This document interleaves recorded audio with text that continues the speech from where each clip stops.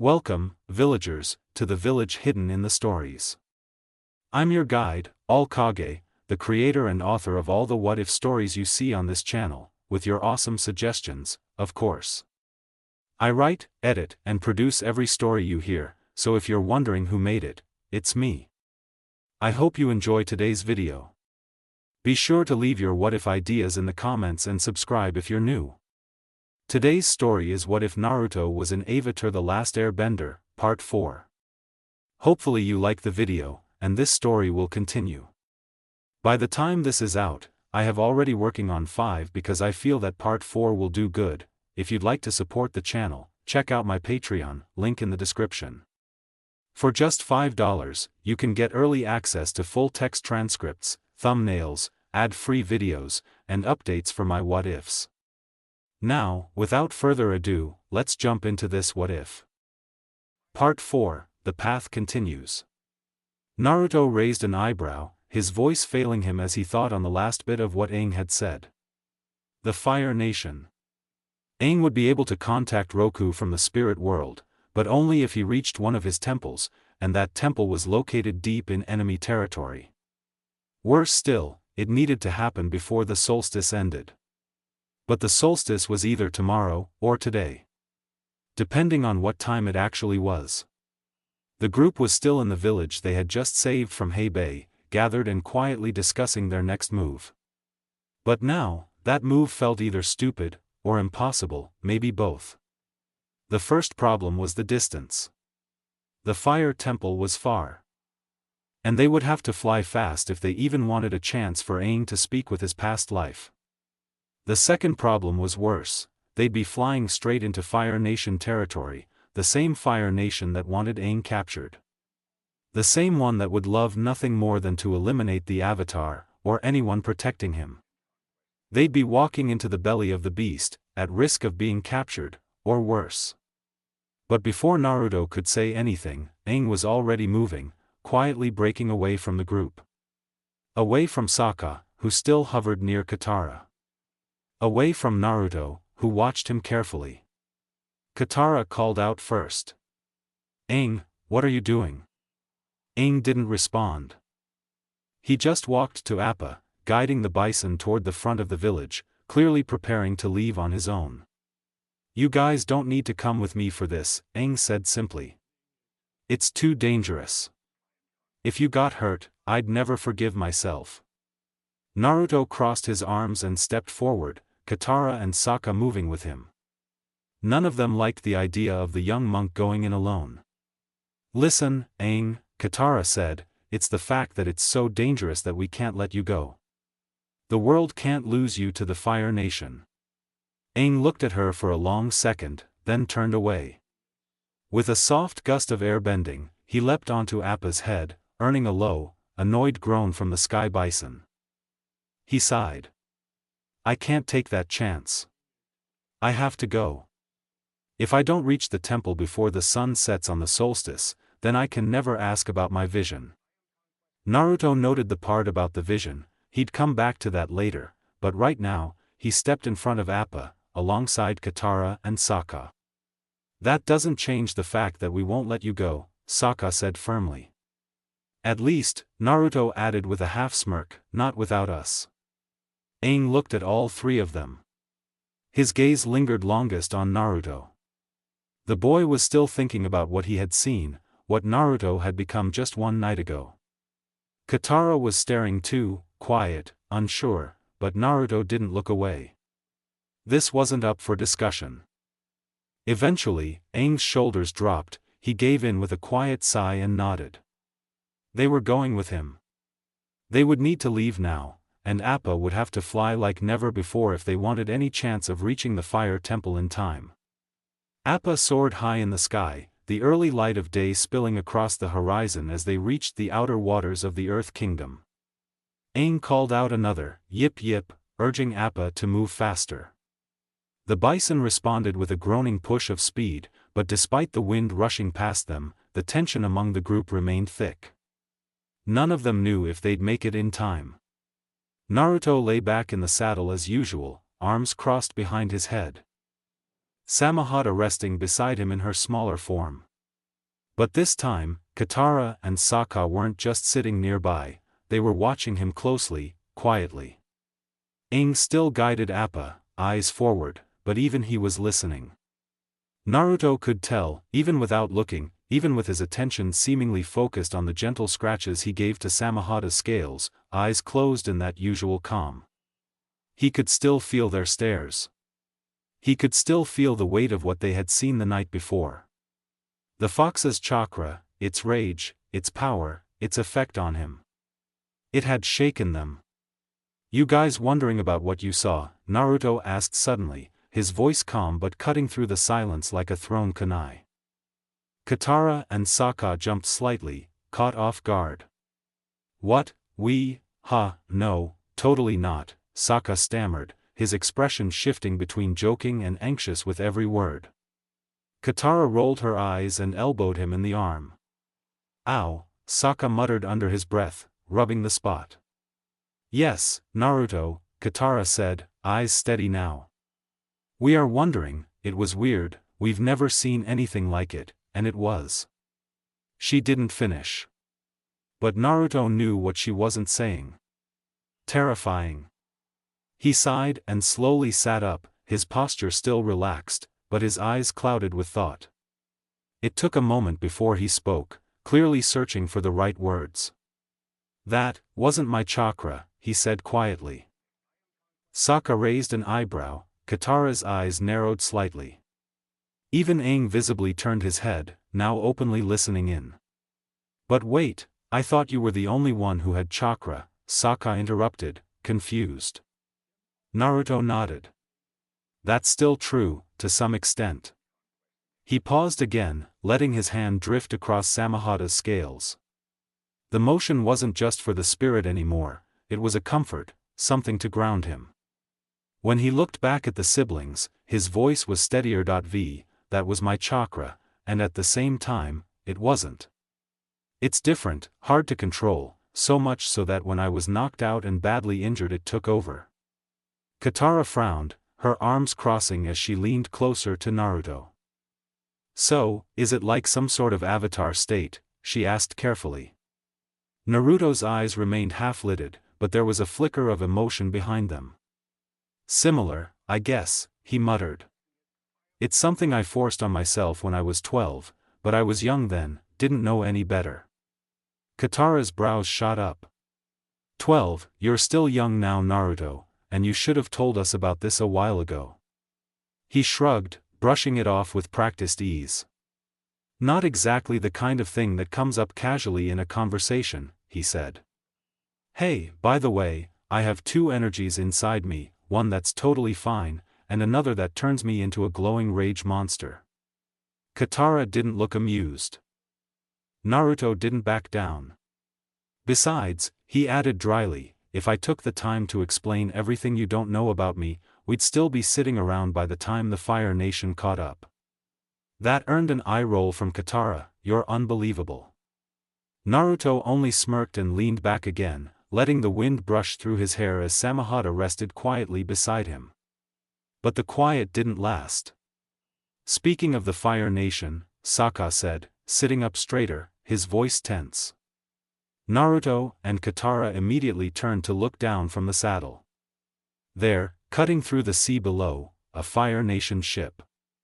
The same ship. Zuko's ship. Katara's expression hardened. "How is he always finding us?" Naruto narrowed his eyes. He didn't answer, but the question lingered in his head. How? They'd been careful, laying low, keeping off paths. It didn't matter, the prince still found them. "He's got a real obsession problem," Naruto muttered. "Someone needs to get that guy a hobby." Below, Zuko's crew was already preparing a catapult. Flaming projectiles began to load. Naruto stood slowly, his cloak fluttering slightly in the high wind. "Great," he muttered. "Hot balls again." He reached for Samahada. The blade transformed instantly, her jagged scales folding outward into the large, shark-like form. Her mouth curled into that eerie grin. "You ready to bat some balls, girl?" She growled low and hungry in response. Naruto smirked. that's what I thought. The first fireball launched. Naruto didn't wait, with a single step forward, he swung. The fireball smashed off Samahata's broad side and exploded in the sky behind them, casting a glowing light across Appa's back. But the impact caused smoke to burst outward, engulfing them in an acrid black fog. Everyone coughed and ducked down, Appa groaning in distress as his wings flapped harder to keep altitude. Ugh, it smells like burnt fish and sweaty armor, Sokka gagged, shielding his face. Can Appa go any faster? I'm not trying to get cooked by Zuko's hot stinkers. Aang's eyes squinted through the smoke.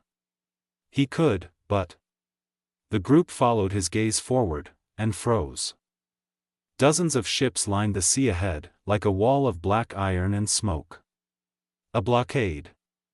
They were approaching the Fire Nation's border, and it was fully guarded. Sokka's voice cracked. Oh come on, we were doing so well. Naruto slowly let Samahata coil back around his neck. His smirk had vanished now.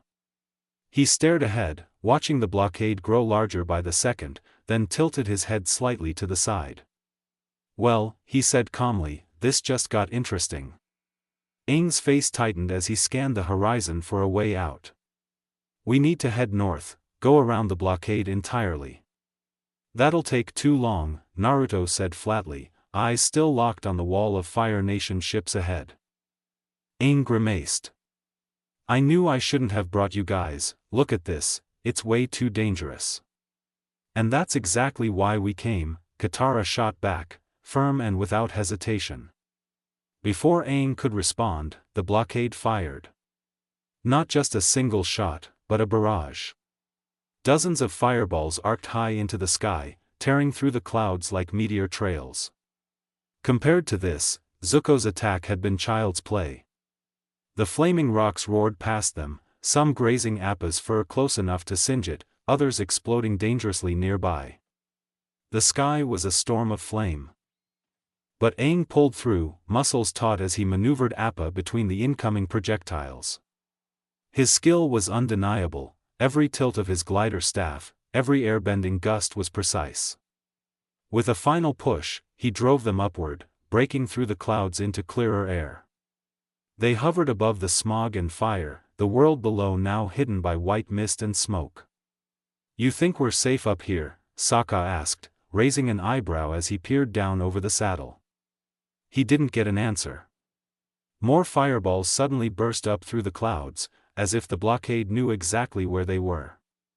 You just had to say something, Katara snapped, clinging to the saddle as Appa veered hard to avoid the next shot. Naruto exhaled through his nose, stepping to the front of the saddle with narrowed eyes.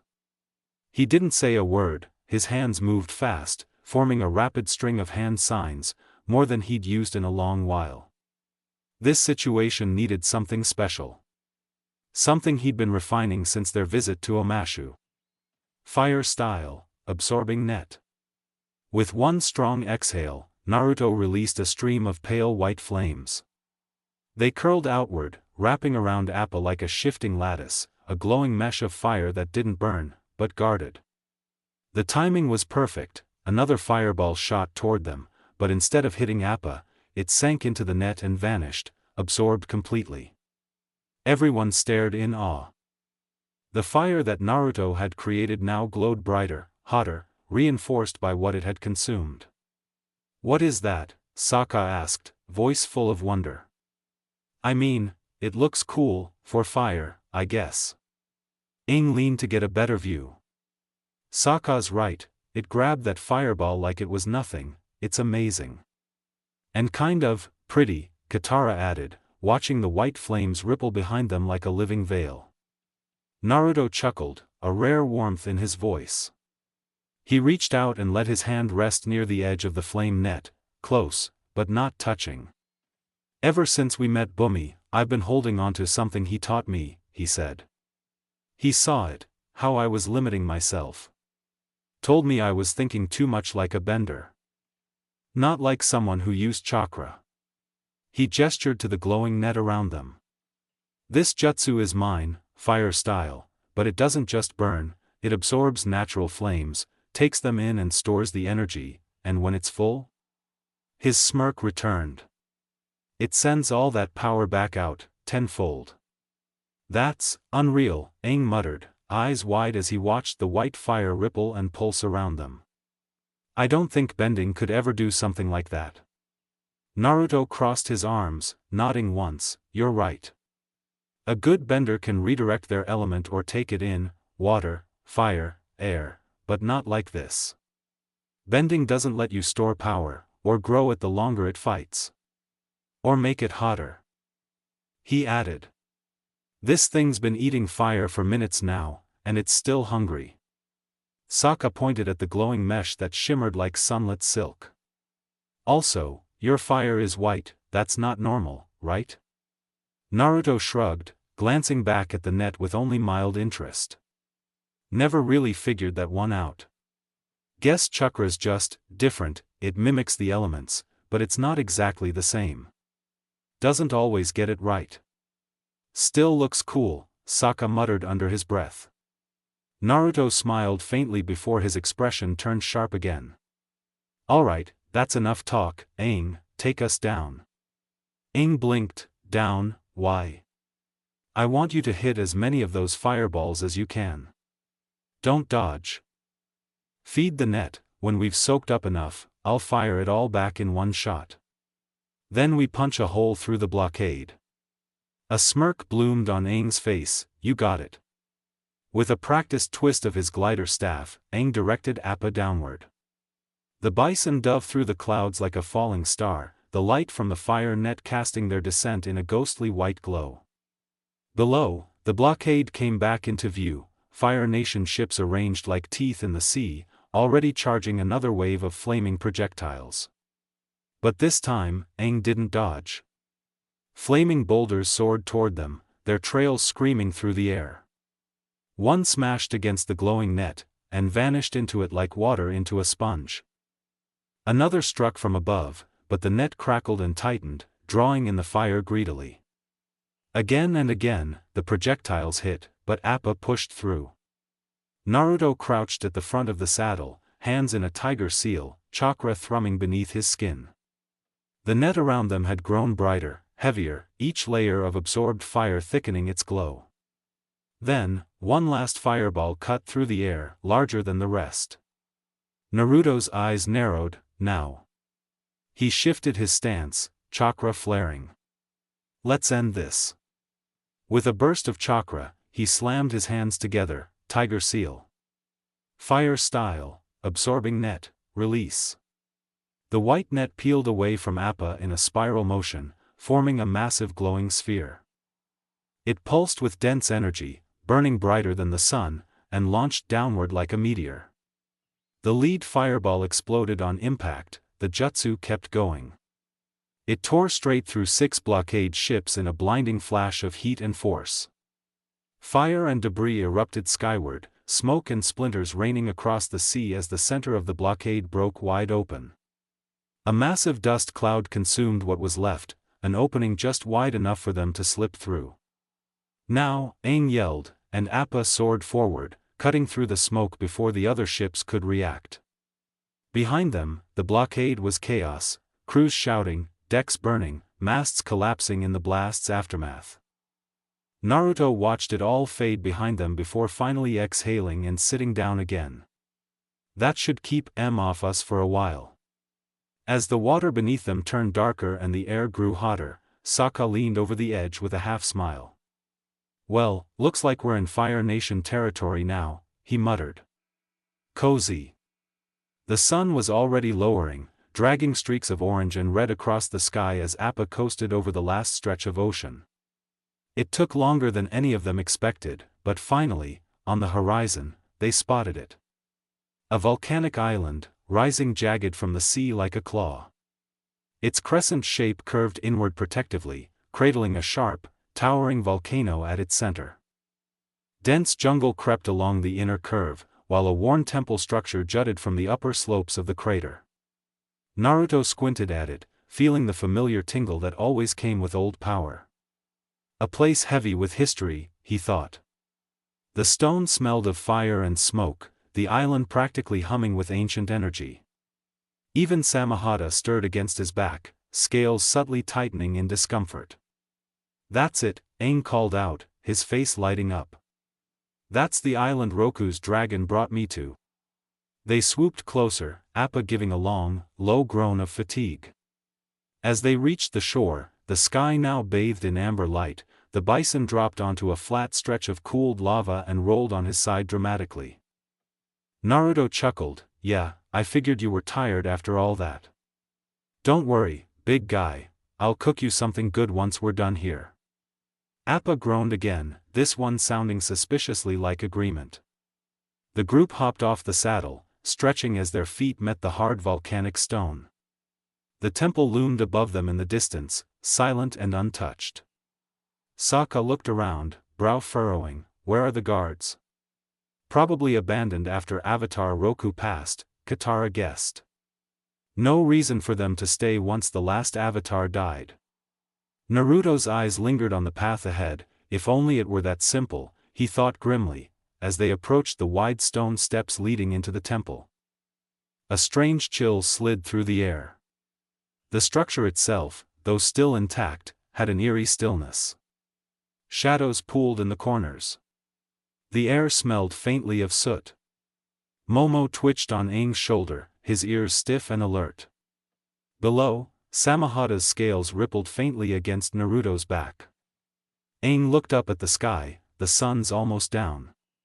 "We need to hurry." Without waiting, he sprinted into the temple's grand entrance, his staff tapping sharply against the stone floor. Katara and Sokka ran after him, and Naruto followed with only a brief glance behind them. Even the wind felt still here. They didn't get far before Sokka skidded to a stop. "Wait, did you hear that?" Everyone turned. Quieting, footsteps. 5 figures emerged from deeper within the shadows of the entrance, men clad in Fire Nation garb, though their robes were more ceremonial than military. Their crimson outfits bore golden trim and an insignia shaped like an open flame flanked by dragon heads. One of them stepped forward, his voice echoed through the high temple ceiling. "We are the Fire Sages, caretakers of this Avatar temple." Aang stepped forward. "I'm the Avatar, we know," the lead sage interrupted, eyes hard. Before anyone could speak, he thrust his arm forward and launched a fireball at them. Naruto reacted instantly, slamming his palms together. Earth style, dirt wall. The temple floor cracked and surged upward.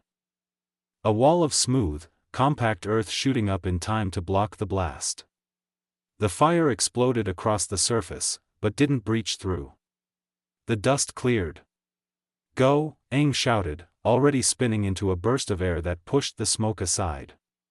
"I'll meet up with you, just keep moving." Naruto gave a sharp nod, watching the boy dart down a side passage before turning with Sokka and Katara. The 3 of them ran deeper into the temple's winding interior, not even sure where they were going. The twisting stone hallways curved and dipped, each corridor looking identical to the last. "We're going in circles," Sokka shouted, panting as they skidded to a stop near another massive statue of a dragon. Then, whoosh, a breeze shot down from the left, and Aang appeared again, dropping lightly to the stone floor. "Over here," he called. "This way." They followed his lead, taking a sharp turn down a narrower corridor, but just as they passed under an archway, another figure appeared in front of them. Robes of red and gold, a fire sage. Katara gasped and pulled back, while Sokka clenched his boomerang tighter. "Stay back," the sage said calmly, both hands raised. "I'm not here to harm you." Sokka narrowed his eyes. "Yeah, sure, Fire Nation isn't exactly winning the friendliness contest right now." But the man didn't react. He looked calm. Almost tired. "I'm not like the others. I want to help the Avatar." Naruto's eyes scanned the corridor behind them. The others were close, he could feel the faint tremors of their movement through the stone. Then, click. A tile shifted under the sage's foot. Fire erupted, but not to attack. Instead, it carved a glowing trail across the wall beside them. With a SHRRKK, a hidden stone panel slid open, revealing a dark staircase. "They're coming," the sage warned, stepping aside. "If you want to help the Avatar speak to Roku before the solstice ends, this is your only chance." The group looked between each other, uncertain. Then Naruto moved. Without a word, he stepped past the sage and into the darkened passageway. "Better to regret action than hesitation," he muttered back to them. Katara blinked. "Wait, did he just?" Sokka groaned. "Of course he did." They all followed after him a beat later. The door sealed behind them with a quiet thud. Darkness swallowed the group whole, until faint torches lit along the walls, revealing a narrow path leading down, deeper into the heart of the volcano. The passage sloped downward, smooth stone giving way to a deeper, older tunnel that seemed to hum with the heartbeat of the volcano. Shadows flickered along the walls as they followed the fire sage, the flames of his torch dancing across rough carvings and etched symbols in the stone. "You came here to speak with Avatar Roku," the sage finally said, his voice quiet but steady. "These tunnels will lead you to the sanctuary, the place where his spirit can be reached." Naruto, walking toward the back of the group, took in the wide stone halls with a thoughtful hum. They weren't just utilitarian passageways, they were carved deliberately, shaped with intention. The edges of the stone had a molten texture, and yet the structure held steady, smooth beneath their feet. Magma carved, but cooled perfectly. It wasn't brute force, it was control. He admired that. Not just for the craftsmanship, but for the quiet artistry it spoke of. It was ancient and powerful, but restrained. Like Roku himself, if the stories Naruto had heard were even half true. Katara and Sokka seemed just as taken by it, though they showed it with wide eyes and awed silence, rather than Naruto's quiet analysis. Aang was the first to break that silence. "Thank you," he said, his voice full of genuine gratitude. "For helping us." The sage didn't respond right away. When he did speak, his tone was distant, almost reverent. "Avatar Roku once called this island home, he forged these passageways himself, pulled them from magma while the stone still lived." Naruto's gaze shifted, eyes narrowing subtly. There was something layered under those words: regret, longing, pain. It wasn't just reverence, it was personal. "You sound like you knew him," Aang said softly. "I didn't," the sage admitted. "But my grandfather did. He served Roku, stood beside him at this very temple. Many generations of fire sages have guarded this place before me. The bond runs deep." They passed a cavernous opening, where a flow of molten magma surged through the rock in glowing, lazy currents. The air shimmered from the heat, casting distorted waves across the walls. Aang shaded his eyes and turned to the sage again. "Is that how you knew I was coming?" The sage nodded. "Weeks ago, the statue of Roku in the sanctuary, its eyes began to glow. We'd seen nothing like it in 100 years. That's when I knew the Avatar had returned. That I would need to make a choice." Naruto's eyes widened slightly. "That lines up. The Southern Air Temple, that was when Aang entered the Avatar state." The sage nodded again, slower this time. "That moment, it signaled to the fire sages. Your light reached us, even here." Aang's expression darkened. "Then, why did the other sages attack us? Isn't this the Avatar's temple?" The old man's shoulders slumped, his steps slowing as they climbed up toward a new tunnel lined with aged dragon carvings. "It used to be," he said. "Once, our loyalty was only to the Avatar. We waited for your return after Roku passed. We believed in the cycle, we believed you would come." Aang's eyes fell, his voice low, "But I didn't." Sokka tried to inject some levity. "Hey, you're only 100 years late, that's not so bad." No one laughed, not even Sokka. He looked down, sheepish. Katara put a hand on Aang's shoulder, offering quiet support. Naruto simply shook his head, jokes won't fix what they lost. The sage continued, his voice softer now. When Sozin began the war, everything changed. My grandfather, and the other sages, they were forced to swear loyalty to the Fire Lord. Hope faded, and with it, the will to wait for an avatar who never came. Naruto grimaced. So that's why they attacked. They weren't guarding the avatar's legacy anymore. They were guarding a throne. Born to serve the Fire Lord. He muttered, voice low. So whatever Sozin's grandson has to say goes, that's all they know now. The sage didn't argue. He just walked a little slower, the weight of memory pulling him down. But Aang finally looked up again. Thank you, for not giving up, for helping me. A small smile touched the older man's lips. I've waited a long time to say those words to the Avatar. They came to a large spiral stairwell, the walls etched with glowing veins of cooled lava, guiding the way forward. The sanctuary is just ahead, the sage said. Follow the stairs. At the top, you'll find the chamber where you can speak with Avatar Roku. Naruto looked up the path, then back at the sage. No more guards, no more words, just this one final climb, and whatever waited in the firelit room above.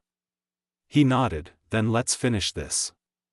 The fire sage led them higher still, winding them up through the inner spiral of the temple's core. The heat thickened with every step, dry and pulsing like breath from a slumbering dragon. At last, he stopped before a flat circle of carved tile embedded in the floor. Without a word, he knelt, placed his hand down, and sent a pulse of flame into the stone. With a low grinding sound, the tile began to turn. Stone scraped against stone as a hidden slab of floor peeled back, revealing a ladder that led upward, into the final sanctum. They climbed in silence, and as Naruto emerged at the top, his eyes immediately flicked across the chamber. Massive pillars loomed overhead, each sculpted with curling dragons whose heads bowed low in eternal reverence. The walls were lined with fire motifs, swirls and bursts of flame that shimmered faintly in the flickering torchlight. It was more than impressive. It was sacred. This place, Naruto thought, it feels alive, like fire that never went out. The sage led them forward, quiet now, reverent again. It was clear he had thought this moment through countless times. The prophecy fulfilled. The Avatar returned, the final step was now. But when they reached the inner gate, he froze. Naruto's eyes landed on the door just as the old man stumbled forward, mouth parting in disbelief. The door was sealed. Not just shut, but locked in place, the 5 dragon heads interwoven into a single carved relief. Each dragon's jaw was open as if waiting, hungry for flame. I don't believe this, the sage whispered. They closed it, without me even knowing. Katara stepped forward cautiously, can't you open it, like you did with the secret passage? The sage shook his head grimly. This isn't like that door, this is sacred. It can only be opened by a master firebender, or by 5 simultaneous fire blasts, perfectly synchronized. His eyes darkened, and I doubt there's a master alive who would help us now. Naruto stepped forward, eyeing the dragon carvings. His gaze lingered, taking in the symmetry, the way the dragon heads were spaced. It was precise, 5 entry points, 5 seals. He turned back to the sage, you're sure, just 5 synchronized fire blasts? The sage nodded slowly, confused. Yes, but, Naruto cracked his neck and walked up to the center, perfect. He raised a hand and summoned 4 shadow clones in a burst of orange mist. The sudden multiplication of his body caused the sage to stumble backward in shock, gasping. Katara and Sokka both stared, but not in disbelief, more like anticipation. Wait, Sokka said, already grinning.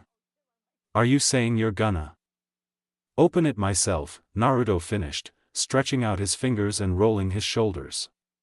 You saw what I did with the net back at the blockade. This is just fire. 5 blasts. We've got 5 fire users right here. He jabbed a thumb toward his clones, each one mimicking his smirk. Aang blinked, then grinned wide. I mean, that's actually genius. Katara gave a faint, exasperated smile, half impressed, half tired. Only you would treat ancient spiritual fire locks like some kind of carnival challenge. Naruto shrugged, hey, fire's fire. The sage just stared, shaken but silent. Naruto turned toward the gate, raising one hand. His clones mirrored the motion, each one forming the tiger hand seal. His eyes sharpened. Precise timing. Same chakra. Same intensity. He drew a breath, then exhaled, voice calm but focused. On 3. 1. 2. 3. 5 jets of blazing white flame erupted forward in perfect unity, each one spearing into the open mouths of the dragons carved into the stone. For a moment, nothing happened, then the entire door trembled. A low groan echoed through the room as the carvings glowed red-hot, lines of ancient fire illuminating the grooves between them. With a thunderous click, the seal broke. The stone dragons unwound, curling backward, and the heavy door split in the center, slowly opening to reveal a massive chamber bathed in an ethereal orange glow. Naruto dropped his hands and allowed his clones to vanish.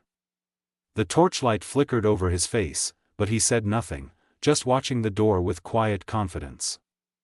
Well, Sokka said after a beat, that was dramatic. Aang stepped forward slowly, gaze wide and uncertain. This is it, he murmured. He's in there. Naruto looked at him, arms crossed now. Then let's not keep him waiting.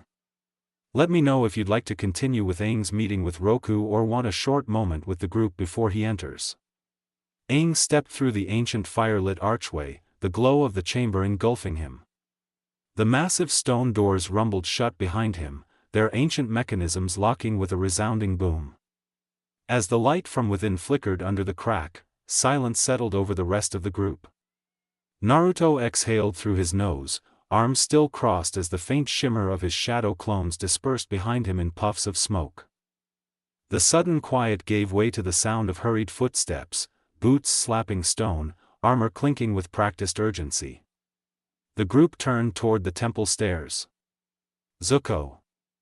He ascended with the grace of fury, golden eyes locked on Naruto with cold intent. Behind him followed the other fire sages, each cloaked in the ceremonial garb of their order. Their expressions were tight, unreadable, but ready. Naruto didn't move. He didn't need to.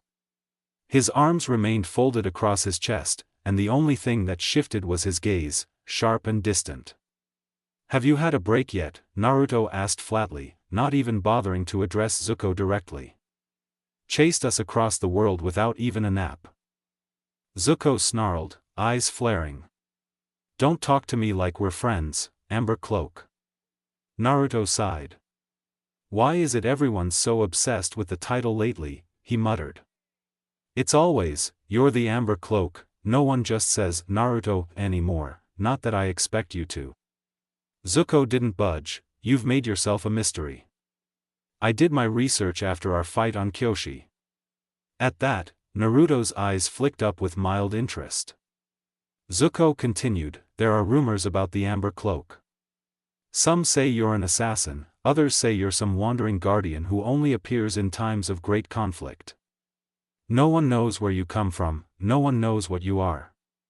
I'm not a bedtime story. Naruto said quietly. Even if people treat me like one. Zuko narrowed his eyes. That's what makes it worse, a figure that powerful, walking alongside the Avatar. That's not what you're supposed to be. You don't hide in shadows if you're on the side of peace. Naruto tilted his head. Still on that, he asked, half a smirk playing at his lips.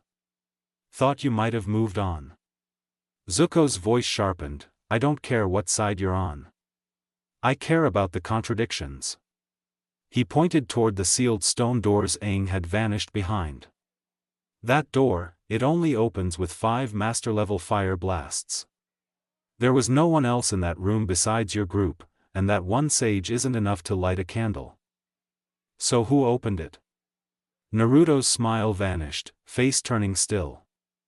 Zuko took a slow step forward. And the flames, white flames, I saw them when we chased you across the blockade. That flying bison was wrapped in them. I've seen the Avatar's skills, Zuko added, eyes locked with Naruto's. He's not trained in fire bending yet. He extended a finger toward Naruto. That leaves one person. His voice dropped lower, fierce, questioning. I asked you once, I'll ask again. What, are you? For a second, the air grew still, heavy. Naruto didn't blink. Didn't move. Didn't even flinch. I'm dangerous, he said softly. That's what I am.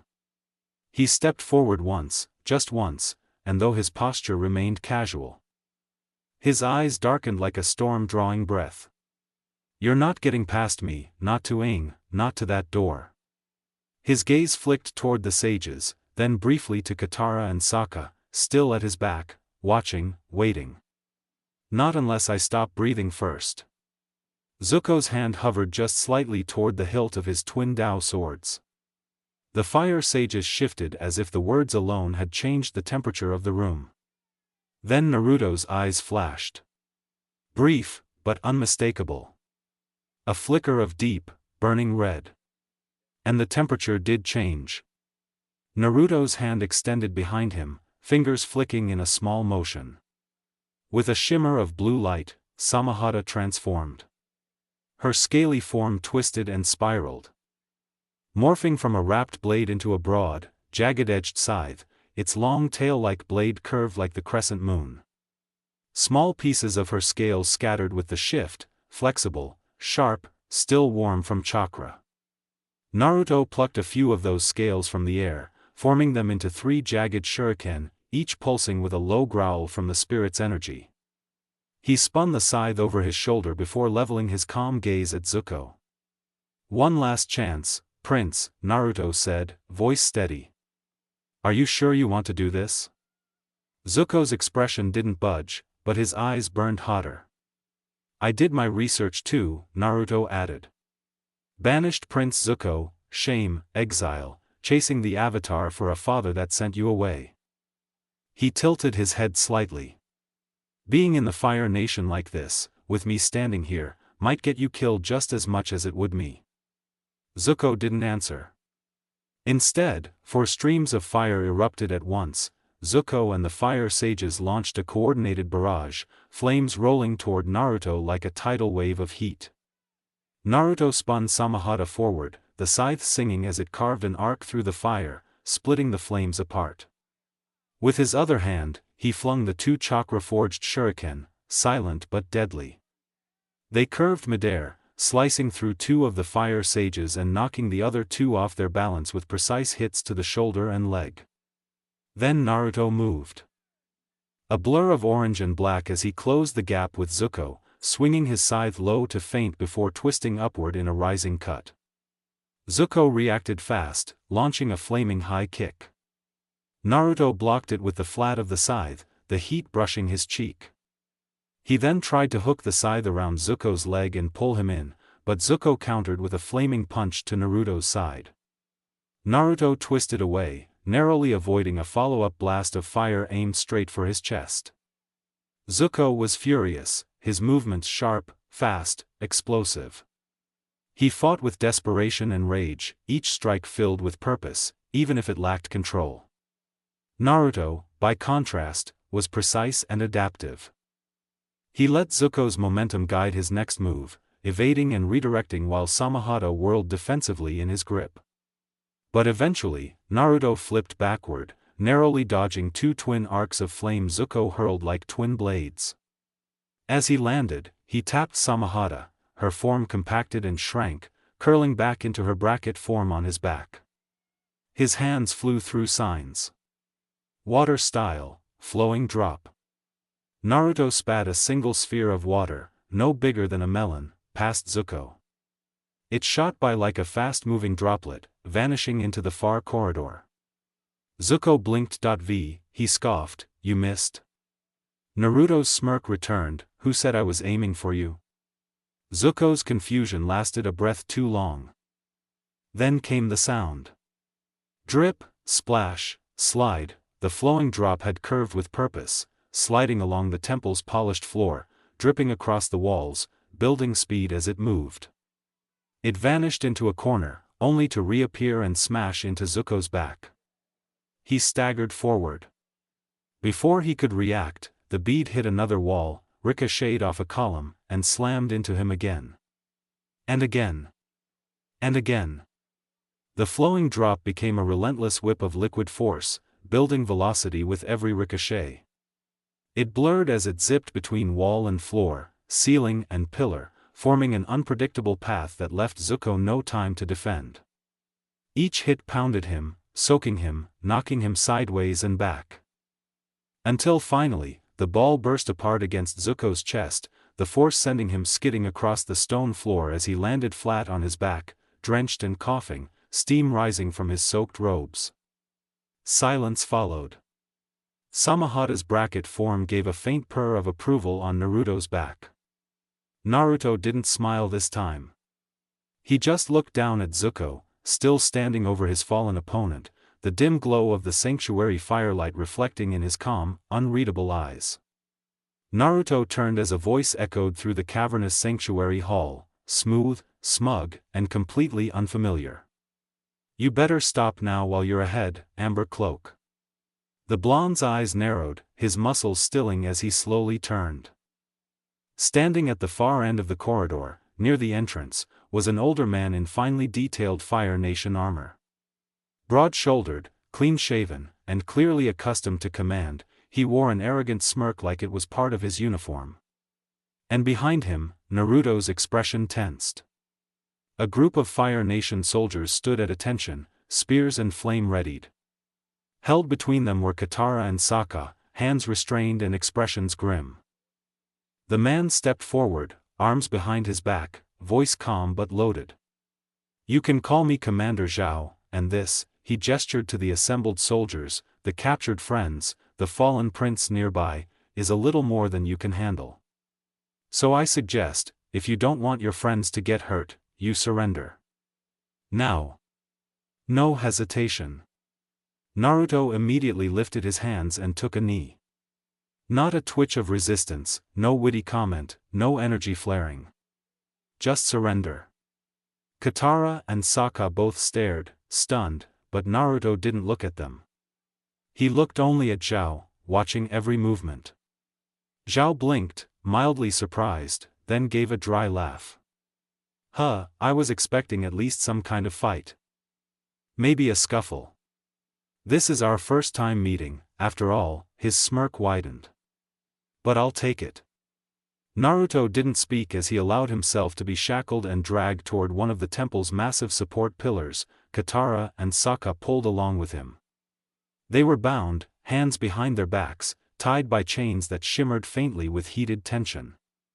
Naruto's mind raced, even as his face stayed calm. How did he sneak up on me? How'd I let this happen? Xiao didn't just take control of the situation, he'd predicted it. And that fact irked Naruto far more than the chains ever could. Xiao now turned toward the downed Zuko, who was groaning as he sat up slowly, steam still drifting from his soaked hair. And the banished prince finds himself home, Xiao said with theatrical disappointment. Shame, betraying your exile with nothing to show for it, no avatar, no redemption. Just a wet uniform and another failure. Zuko glared, but his silence was as venomous as any retort. Xiao turned back, now looking directly at the fire sage who'd helped them. His face twitched into something more venomous than smug. I wasn't expecting you to betray the Fire Lord, but I suppose even weak flames burn out eventually. The sage's jaw tightened, but he didn't speak. Xiao waved a hand. Take him as well, tie up every loose end. The guards moved. Katara turned to Naruto quickly, voice low but intense. Naruto, what are we gonna do? You're not just gonna let this happen, are you? Sokka, despite the bruises forming on his face, leaned in. We've seen you fight off rhinos and flying fireballs, you've got more than this, right? Naruto didn't answer at first. His eyes remained on Xiao, on the soldiers, on the sanctuary doors behind them where Aang had entered. His face stayed unreadable. But in his silence, behind the calm, something old and dangerous was beginning to stir. Katara's whisper cut through the quiet. Naruto, are you okay? No answer. Sokka leaned forward in his bindings, brow furrowed with concern. Naruto? Still nothing. The blonde sat there motionless. Head low, chains slack at his sides. But inside, Naruto's mind was a storm. You failed them. You let yourself be caught. Let them be taken. You said you'd protect Aang, and now look. Aang, still deep in the sanctuary, unaware of the trap that awaited him when the doors opened. Katara, her wrists bound in fire ropes because he wasn't paying attention. Sokka, tied up beside her, unable to do anything. And Naruto? You just stood there and let it happen. You're weak. Again. The whisper was low, familiar, rumbling in the marrow of his bones, vibrating in his teeth like an earthquake building under the surface. Let me protect them, you can't do it without me, you never could. He gritted his teeth. All you've ever done is fail. The voice twisted now, curling around memories. The seals, the pain, the loss, faces he couldn't forget. Places he couldn't go back to. You think they'll accept you once they see the truth, once they see me? A flicker of red shimmered at the edge of his vision, his body tensed, the chain strained. He tried to push it down. But it was too late. Naruto, please, Katara whispered, her voice tightening with unease. Say something. Sokka shifted uncomfortably, I don't think he's okay. Then it happened. Naruto's head snapped up. And his eyes, were glowing. That same, hellish crimson from Heibei's village. Bright, feral, and filled with barely contained rage. Get back, Sokka shouted, struggling in his bindings. Red chakra exploded around Naruto, boiling up like steam from his skin. The chains melted away in an instant, hissing violently. His body hunched forward, arms and legs low to the ground, claws raking the stone beneath him. The chakra began to twist, a serpentine shape forming, a jagged tail-like spear of pure malevolence behind him, none of the forming, one after another. Katara gasped, it's happening again. Xiao turned just in time to see Naruto's form shift, feral, fast, unchained. The red energy writhed around him like a living thing, hissing and pulsing, teeth bared and eyes alight with pure fury. Naruto roared. Then moved. He tore through the first wave of soldiers with terrifying speed, claws slashing, chakra lashing. Firebenders screamed as they were thrown across the room, some crashing into pillars, others pinned against walls by brutal swipes of the spear-like tail. Xiao's confidence vanished in an instant, replaced by pure disbelief. What in the name of Fire Lord? Naruto was beyond tactics now. Beyond restraint. He moved like a beast, wild, unpredictable, raw destruction in motion. One soldier attempted to launch a fireball. Naruto lunged, closing the gap in a blink, and drove his fist straight into the man's gut, sending him flying with a concussive shock of chakra. Another tried to flank him. Naruto whirled, sweeping his tail with devastating force, knocking the man clean off his feet and into the far wall where he crumpled without a sound. It wasn't just strength, it was chaos. There was no rhythm, no pattern. Just instinct. Rage. Ferocity. Xiao backed up, stunned. This isn't firebending, he muttered. What is this thing? The red chakra continued to throb and rise, casting shadows across the scorched stone and staining the air with its unnatural heat. The air shimmered, heavy and tense, as Naruto let out another guttural growl. And the worst part? He wasn't done. The red chakra flared like a wildfire, and Naruto tore through the Fire Nation soldiers with wild, brutal efficiency. His movements were animalistic, feral and relentless, each swipe of his claws slicing through armor like paper. His tail of chakra cracked like a whip, slamming soldiers into the stone walls, scattering weapons and bodies alike. The ground was scorched. Pillars were cracked.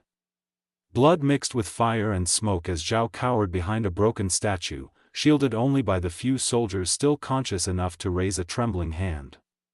No one could stop him. Naruto wasn't Naruto anymore.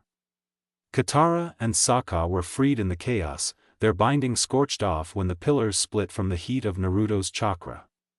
But neither of them moved. They just stared. Katara clutched her wrist, whispering, "Why is it happening again?" I don't know," Sokka muttered, eyes wide as he watched Naruto leap from one enemy to another, his claws shredding through steel and flesh. Katara flinched as a man screamed, his arm taken clean off by a blur of red chakra. He's not just lashing out, he's destroying them." Xiao tried to crawl away. Naruto pinned one of his guards against a wall with his spear-like tail and let out a deep, distorted growl. Sokka's voice was low. "Didn't Naruto say, it was like the Avatar state? The way he loses control when he gets pushed too far?" Katara turned to him. "Then maybe we need to do what he did for Aang, try to ground him, reach him." They both looked back at Naruto, now leaping onto a guard and crushing his shoulder into the ground. Katara hesitated, "But, he's tearing people apart, Sokka." "I know," he admitted. "But who else is going to stop him?" That was enough. Katara stepped forward, teeth clenched, and moved through the smoke. The heat burned her skin, red chakra licked at her like open flame. Her arms stung just being near it. But she didn't stop. She threw herself at Naruto. He turned, red eyes wide, snarl rising, but froze. Her arms wrapped around his burning frame. She hissed in pain but didn't let go. "Naruto," she said firmly, "you don't have to do this, please come back, you're scaring us." The red chakra flared, and then flickered. "You're not alone anymore, I know you don't want to hurt us." He twitched. For a second, the beast fought. But then Sokka grabbed Naruto from behind too, a painful wince on his face as the chakra burned into his skin. "Yeah buddy, come on, not trying to get clawed in half. We're here, we've got you." Naruto's body shuddered. His claws flexed, then receded. The tails of chakra evaporated into mist, his eyes dimmed. He collapsed to his knees, panting heavily, staring down at his hands. I'm sorry," he whispered. "It happened again, I couldn't stop it. I hurt you." "No," Katara said, holding him gently despite her raw arms. "You stopped. You came back." But Naruto didn't answer. He stared at his hands. There was blood on them. Fresh, red, and thick. Not his. It froze him, his breath hitched, he didn't even blink. "Naruto?" Katara asked. He didn't speak, didn't move, the horror in his eyes said it all. Moments later, the sanctuary doors finally groaned open. Aang stepped out, tired but calm, only to halt in horror at the carnage before him. Bodies lay sprawled. Blood was splashed across walls. Soot filled the air. He didn't even get a word out before Katara grabbed his arm. "We need to leave." Aang caught sight of Naruto still kneeling, and behind them, the missing presence of Zuko. He had fled. There wasn't time to ask questions. They ran. Time passed. The skies darkened further as Appa soared through the air, the island shrinking in the distance. Naruto lay apart from the others, back turned, eyes distant. Samahata rested across his chest, silent and inert. Katara and Sokka sat together across from him, glancing over every few moments with quiet worry. Aang sat beside Momo, gaze flicking from the clouds to Naruto. Finally, Sokka broke the silence. "We should say something. Right?" "I tried," Katara said quietly. "He said it's something he has to deal with alone." Aang looked over. "He's hurting." "I know," Katara whispered. "I'm fine," Naruto said flatly. All eyes turned to him. He didn't look back. "I'll handle it," he continued. "I won't let that happen again." "But it did happen again," Katara said gently. "It was only hours ago that the first one happened. You can't keep holding this in." Naruto finally turned, eyes tired but hard. "And what do you suggest I do?" He shook his head. "You don't get it, there's no wall I can build strong enough to hold it in." He only had a few options now. The fox was getting to him more often now. It wasn't good. Either keep himself calm at all times, or I talk to it, make a deal. Ever since I was unsealed, Naruto thought to himself, I've been able to handle the chakra. I can keep it at bay, but that doesn't stop him from whispering. From pushing, I can hold it off. But not forever, and now? He looked at his palm. "I don't know how much longer I've got," he said aloud. Silence fell over the group again. Then Naruto slowly turned back, forcing himself upright. "But that's my problem, right now we need to talk about what you learned, Aang. That's what matters." Aang hesitated, then nodded. He took a breath. "I spoke to Avatar Roku," he said. "I need to master the 4 elements before the summer ends." "Why?" Sokka asked. "Because of Sozin's comet," Aang replied grimly. "It's this ancient comet that comes around every 100 years. It gives firebenders insane power. Roku said, it was what gave Fire Lord Sozin the strength to start the war in the first place." "And it's coming again?" Katara asked. Aang nodded. "Before the end of summer, Fire Lord Ozai is going to use it to burn through the rest of the world if I don't stop him." Naruto leaned back, arms crossed, staring up at the stars beginning to show above the clouds. "So you need to master water, earth, and fire in less than a year." He smirked faintly, sadly. "No pressure." Aang looked down. Naruto shut his eyes and breathed. "Well," he muttered, "we've already lived through a couple impossible things so far." He opened one eye. "I'm not worried yet." A few days had passed. Naruto woke up inside his mindscape. It was the same deep, oppressive pit of hell that haunted him at night, a place that never truly left his thoughts. He didn't want to be here long. He wanted this handled quickly, cleanly. No more outbursts.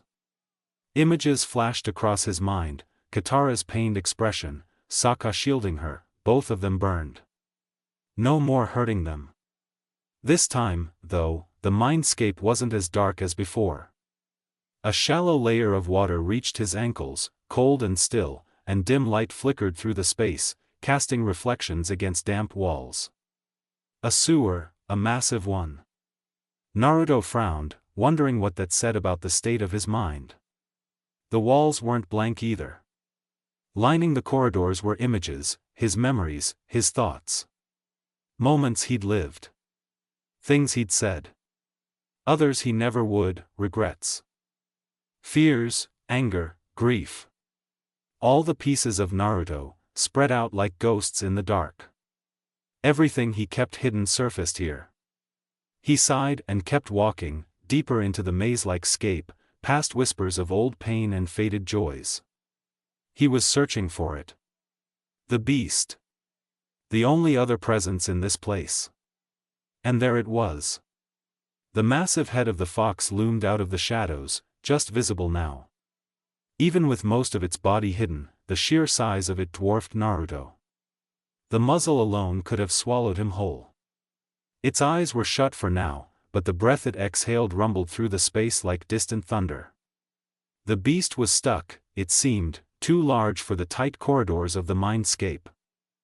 Naruto figured that was the only reason it hadn't lunged at him. It couldn't. Not yet. A cold, rumbling laugh echoed through the sewer-like tunnels of Naruto's mindscape. Twice in 2 days, the fox growled with wicked amusement. You're slipping, boy, you used to be better than this. Its glowing eyes narrowed in mock concern. What's next, gonna wake up with more blood on your hands? Oh, wait, you already did. Naruto's gaze hardened, unmoving. The fox tilted its head, still grinning. What was the last time before this, huh?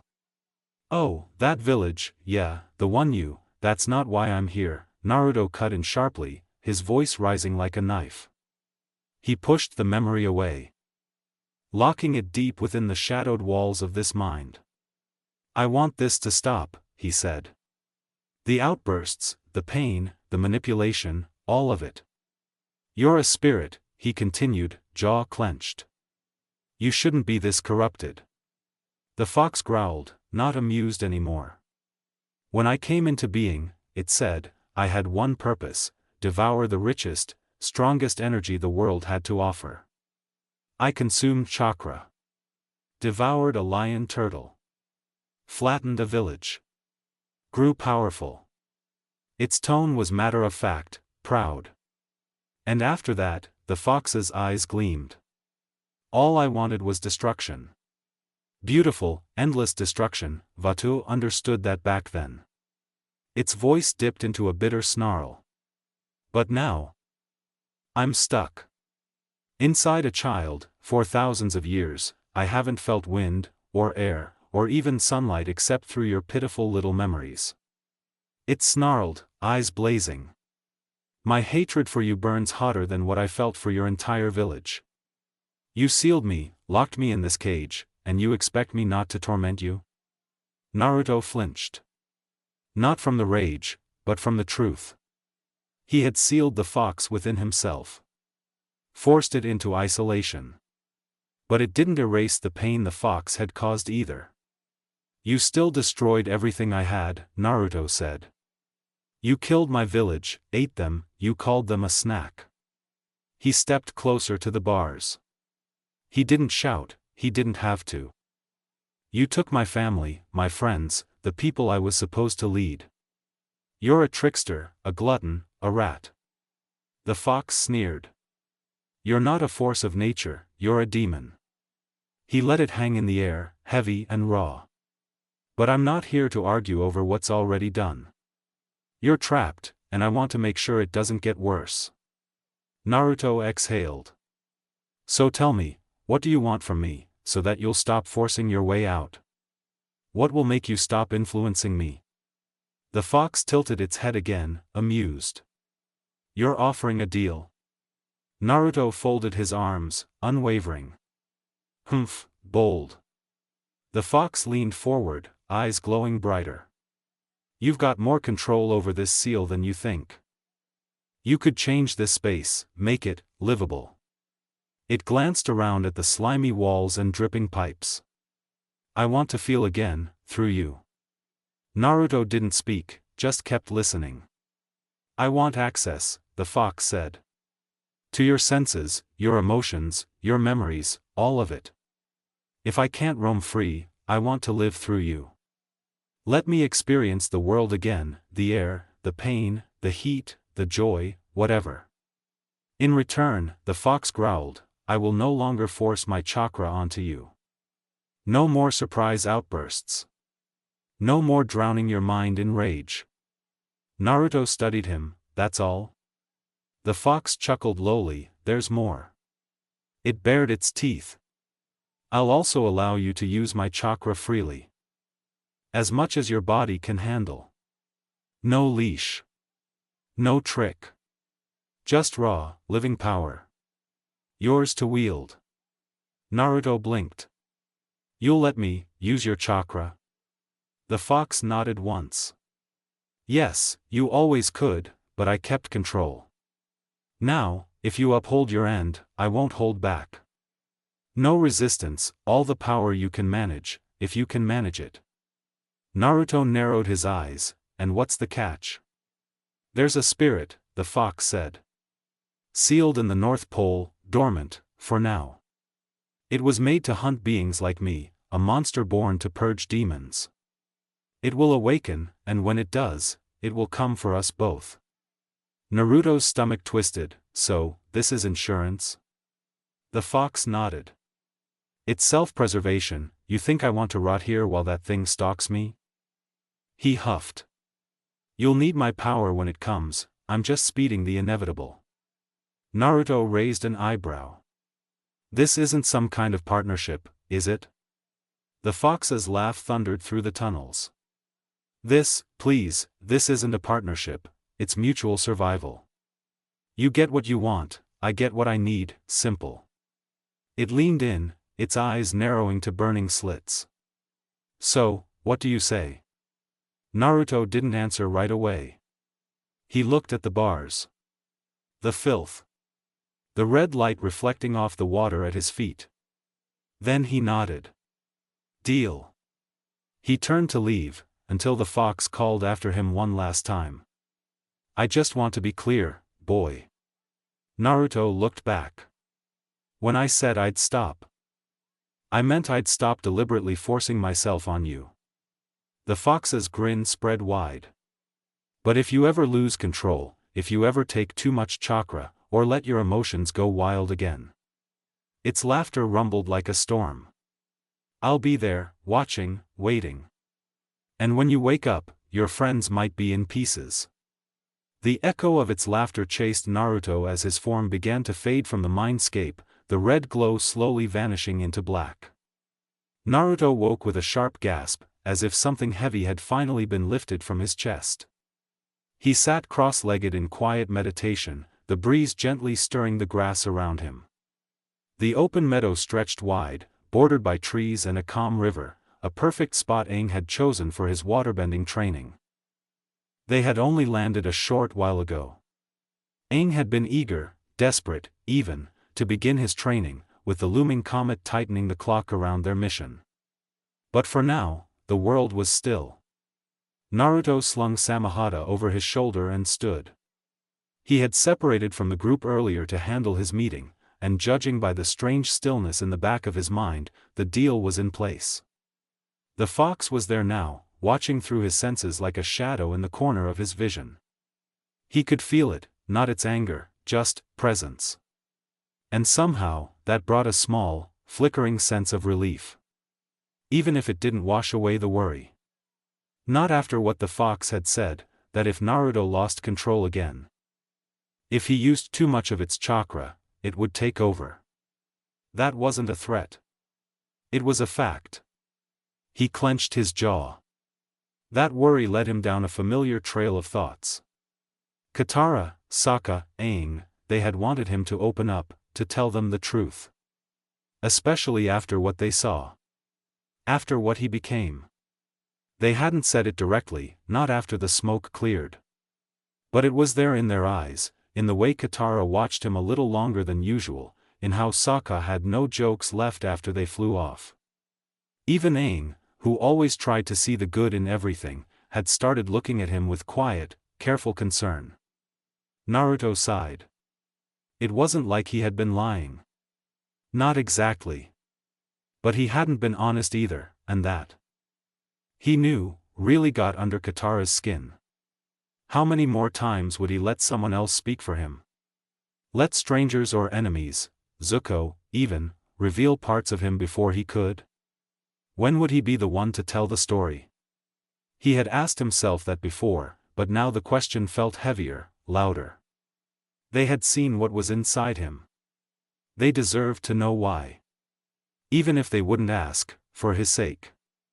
He had always told himself he'd come clean when he was ready. But when was that going to be? Naruto stopped walking, standing in the middle of the field. He stared up at the sky, waiting as if an answer might come crashing down like a lightning strike. Of course, it didn't. He wanted to tell them. He really did.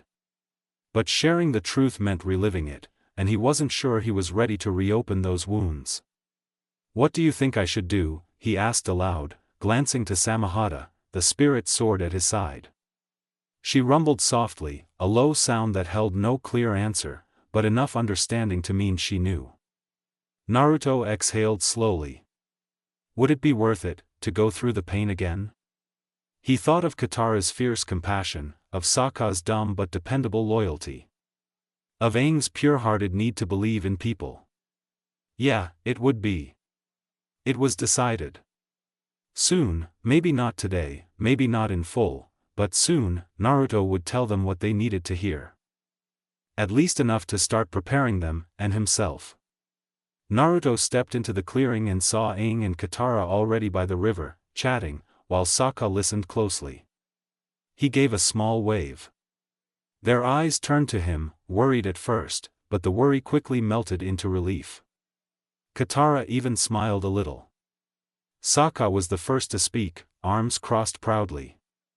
Aang's finally gonna learn freaky water magic, well, from what little Katara claims she knows. Katara scowled and shot a splash of water that smacked Sokka right in the face. Naruto chuckled. So you're planning to train then? They nodded together. Naruto smirked, guess I should too, can't fall behind in my jutsu work. Sokka raised an eyebrow, what about me, am I just supposed to sit here watching while you all toss around magic and glowing nonsense? Aang pointed over his shoulder, you could clean Appa. Not happening, Naruto cut in immediately. I've got a shadow clone that can pick up where we left off with your training, Sokka. Sokka blinked, then beamed. Man, I can always count on you. Aang nodded, but seriously, what about Appa? Naruto already had an answer, more clones. That settled, Katara and Aang wandered off together toward the deeper stretch of river, chatting again. Naruto stood across from Sokka, watching the older boy grip his boomerang tight, already settling into a practiced stance. Naruto squinted at it. It was familiar, but different. That's new, he said. Kyoshi warrior training? Yup. Doesn't really suit you, Naruto muttered. You've got good instincts, but that style doesn't match your build. We'll have to work something out. Your own kind of fighting. Sokka tilted his head, so, we're sparring? Hand to hand, Naruto confirmed. You can use your boomerang, but I won't use any jutsu. I need to see what you're working with. Sokka nodded, ready. They started. Sokka was fast, stronger than he'd been weeks ago, and far more focused, but his strikes were uneven, momentum often wasted, balance off. Naruto saw it all in seconds. When they stopped, Naruto explained it clearly. You're drawing from the Kyoshi style, but it's not a perfect fit. We'll borrow the good parts, but then we build something new. Something you. Sokka nodded, determined. Naruto left a clone behind to guide him through adjustments, and turned his attention back to his own training. He created 100 shadow clones in seconds, splitting them into 3 groups, elemental jutsu, physical jutsu, and one dedicated entirely to his new ace, a jutsu he'd been developing for weeks. Naruto watched the swirling blue orb form in his palm. The shell spun perfectly, clear, rotation, tight containment. But it still felt empty. A shell with no heart. Still missing something. He thought. More than just spin, it needs force in every direction. Chaos, pressure. But before that, he had physical jutsu to test. First was a power-enhancing technique, compressed chakra pulsed into his limbs for devastating strength. He performed the signs, focused the chakra into his right fist, and struck a clone dead on. The clone popped instantly. A shockwave rippled behind it, flattening grass and rustling trees. Naruto stared at his hand, impressed. Okay, he muttered. That's definitely getting a name, great impact. Next was defense. A full-body brace jutsu meant to tank damage. One clone activated the technique while another launched a high-level fire jutsu at it. The defending clone staggered but held strong. Good. Great defense. That's 2. The last wasn't new, but he reviewed it again, a jutsu that let him physically transform, shift muscle, bone, appearance. Mentally activated, fast. Not perfect, but stable enough. He did a simple test by transforming into Momo. He flew above the ground, but landed simply before turning back. Finally, back to the ace. He formed the orb again, this time trying to twist the inner chakra in multiple directions while the outer shell contained it. The moment the pressure hit critical, it exploded. His clones were thrown back. Still too unstable. Too much force, not enough control. He sighed, then was hit by a wall of water. Naruto resurfaced with a wet gasp, his hair dripping over his eyes. Aang gave a sheepish wave from the riverbank. Katara stood beside him, arms crossed.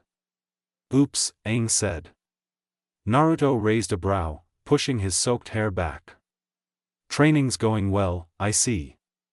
Katara rolled her eyes while Aang chuckled to himself. "What's next, Katara?" he asked, practically glowing with excitement. He was finally bending water, really bending it. "That's enough practice for today," she said, turning away, her voice a bit sharper than expected. "I'll say," Sokka chimed in from where he floated near Appa, soaking wet. "You practiced our supplies away." Naruto laughed quietly, stepping onto the water with ease until he stood above it. "I saw a village with shops when we flew in.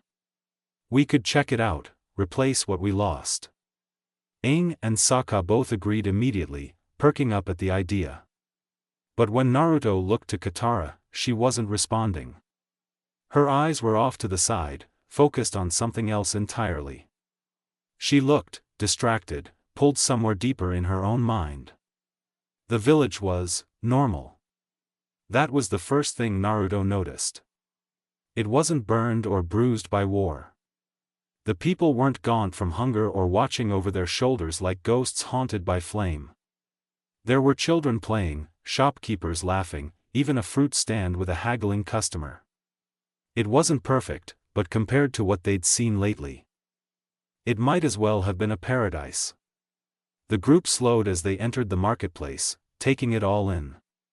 "Okay," Sokka said, stopping them near a shaded spot by a shop wall.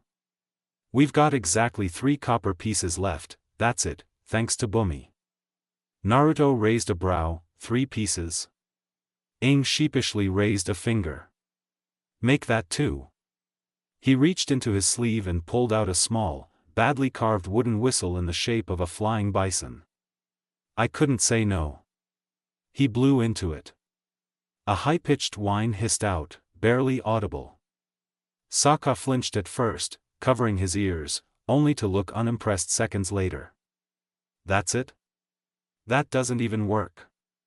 Momo blinked at the whistle from Aang's shoulder. Then chirped and turned away. "Even Momo thinks it's junk," Sokka added with a scoff. Naruto held out his hand. "Money, now." Aang sighed and dropped the remaining coins into his palm. "Fine, Dad." Naruto smirked. "You lose coin privileges after buying junk." They moved on. After a few more minutes of browsing, a man stepped out from the side of a ship docked just at the edge of the market. He had a slick look to him, dark vest, polished boots, and a smile too smooth to trust. "From the look of your clothes," he said, "I'd say you're world travelers. Seen much?" None of them answered right away. "Well, even if you have," the man continued, gesturing toward the ramp of his ship. "You've never seen a vessel full of exotic curios like these. Come take a look." Aang perked up. "What are curios?" The man blinked. "No idea. But we've got them." Before anyone could stop him, the man had his arm around Aang's shoulder, leading him up the ship's ramp with the others following close behind. The inside was packed, overflowing with items from all over the world. Trinkets, scrolls, weapons, maps, odd figurines, bundles of strange herbs. Naruto narrowed his eyes. This wasn't some eccentric collection, this was loot. Everything here had been taken. Stolen. He tensed when a voice slithered in beside them. Now that's a fine specimen of lemur, said a scaly man with a pirate's hat, sharp yellow eyes, and a sword to match. I'll give you a hefty price for it. Aang bristled, Momo's not for sale. Naruto was already a step ahead, positioning himself in front of Aang, expression cold. Before it could escalate, Katara called out, holding something in her hands, her voice edged with awe. Aang, Naruto, look at this. They turned to her. She was holding a long, rolled-up parchment in a protective casing. A waterbending scroll, she breathed. It's real. Look, these are advanced techniques, some I've only heard about in stories. Naruto stepped up beside her. Where'd you get this? The shopkeeper grinned. Got it at the best price of all, free. Naruto's eyes narrowed further. Stolen, just like everything else. As the man placed the scroll back where it was before Katara touched it, Naruto casually stepped behind Katara. Without anyone noticing, he created a shadow clone under the transformation jutsu, a perfect replica of the scroll, and swiped the real one, tucking it away in his cloak. No one noticed. Sokka came over next, nudging Naruto. They're pirates, huh? The man nearby raised a brow. We prefer the term high-risk traders, thank you. Katara moved toward the main pirate captain, who was admiring a golden dagger, and asked, how much for the traded scroll? Naruto put a hand on her shoulder. You already saw enough, you don't need it. But she didn't back down. The captain smirked. I already have a buyer. Unless you've got 200 gold pieces on you right now. Naruto almost laughed. That was more than a noble's dowry. Aang looked to Naruto. Let me try to barter. He'll be begging us to take it. Naruto shrugged and handed over the pouch with the 2 coins. Knock yourself out. It did not go well. They were kicked out of the ship not 10 minutes later, Aang pouting. He didn't even listen. Let's just go, Katara muttered. Why the rush? Naruto asked. Sokka sighed. I have the same question, I was looking at their boomerangs.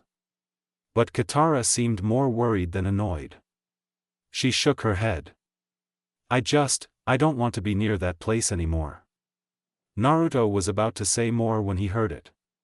Footsteps. Lots of them. 10, maybe 15 pirates marched down the dock toward them, angry, armed, and ready. Hey, look who came to their senses, Aang grinned. Maybe they want to give us the scroll. Blades were drawn. Naruto sighed, yeah, that's not why they're here. He grabbed Aang and shouted, run. They bolted. Chaos broke out across the village, carts overturned, chickens scattered, and Naruto was pretty sure someone shouted, my cabbages, as a cart flew past from one of Aang's airbending gusts. They were fast, but not fast enough. Cornered. Outnumbered. Alright, Naruto muttered, drawing Samahata. Enough of this. He slammed her into the ground, and she unraveled in a whirl of chakra and scales, unfurling into her massive dragon form. A great scaled beast, wreathed in smoke and chakra, roared into the sky. Everyone on, Naruto shouted. Katara was already helping Aang up. Sokka scrambled after them, clutching his boomerang. They soared into the air, wind and flame behind them as the pirates screamed in rage below. Naruto didn't look back. They were gone. The dragon form of Samahata landed softly near the riverbank, scales shifting back into cloth and skin as she shrunk and slithered back into sword form. Naruto stepped off first, feeling the grass shift beneath his boots, Aang hopping off right after. I used to look up to pirates, Aang muttered, brushing himself off. But those guys were. He didn't finish the thought. The image of Momo nearly getting bartered away was enough. Sokka jumped down next, adjusting his boomerang with a grunt. Yeah, they were a bit rough, but at least we got away. I really don't want to deal with shady weirdos again. Naruto slid Samahata over his shoulder and glanced back toward the sky. His brows pinched. Something was off. Naruto didn't think they should have known he took the scroll. He was clean, clone swapped it perfectly. So why exactly did they all end up getting chased? He didn't have to wait long for an answer. Katara hopped down from the dragon's shoulder with a huff. That's why. She held up a scroll in both hands. I took this, didn't want to part with this when shady people had it.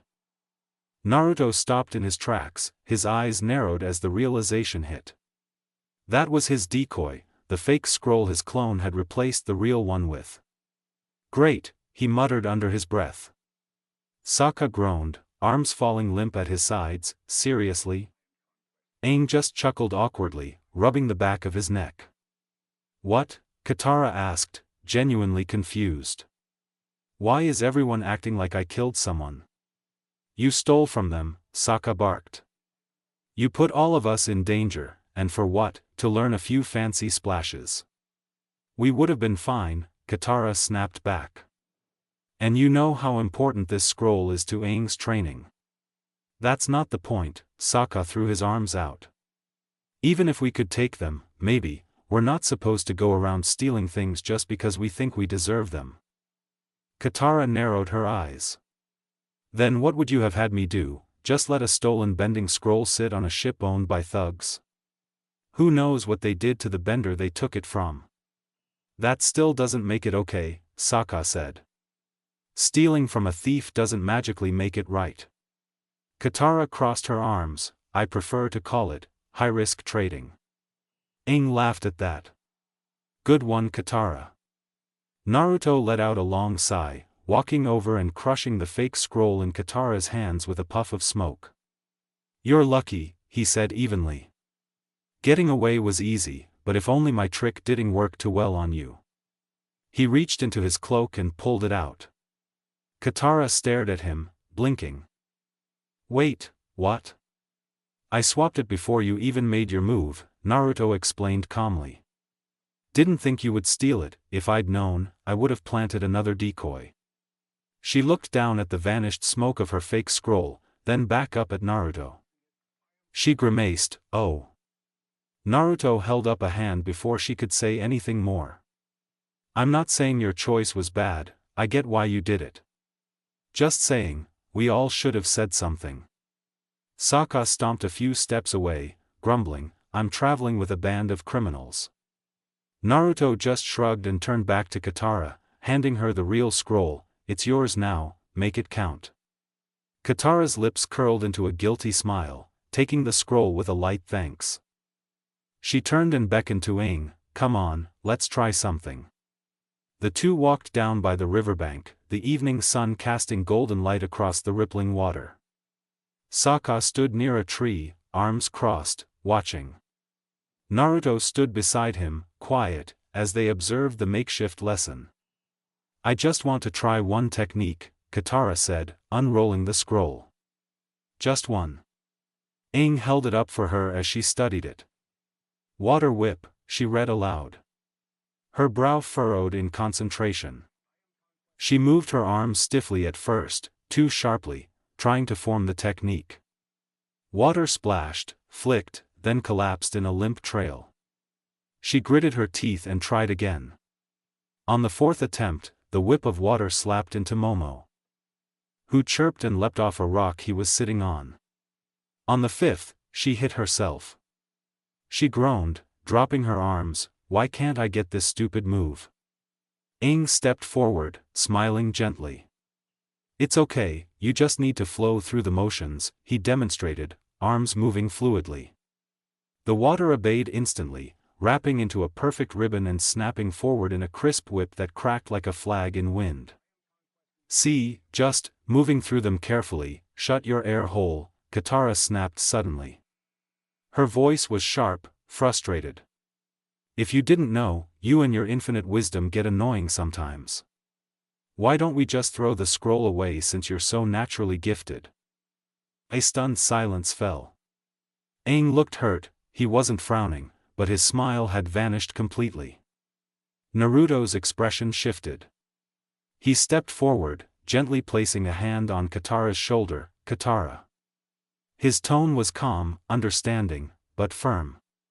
She exhaled hard, then turned her head and followed his eyes toward Aang, finally noticing his face. Her expression melted.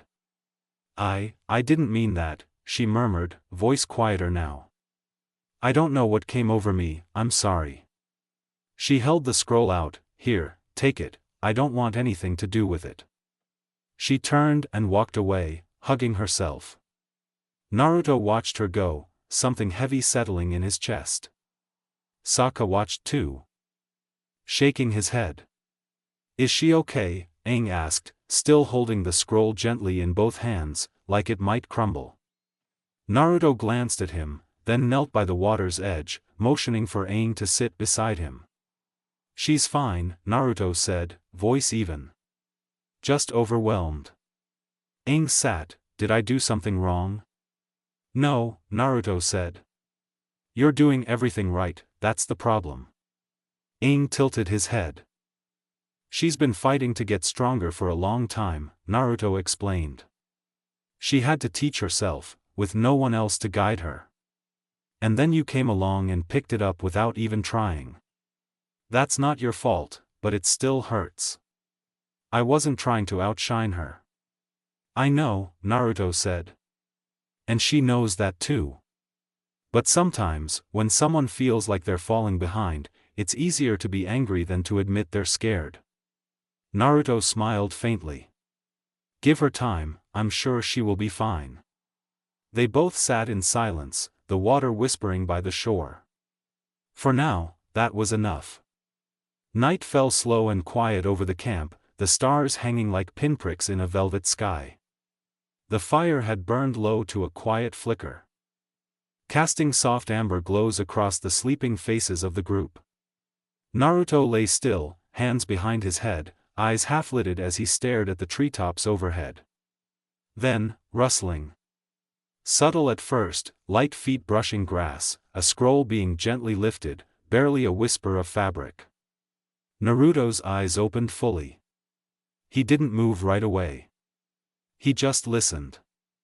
Then, with a quiet exhale, he rose, slung Samahata across his back, and followed the sound into the darkness.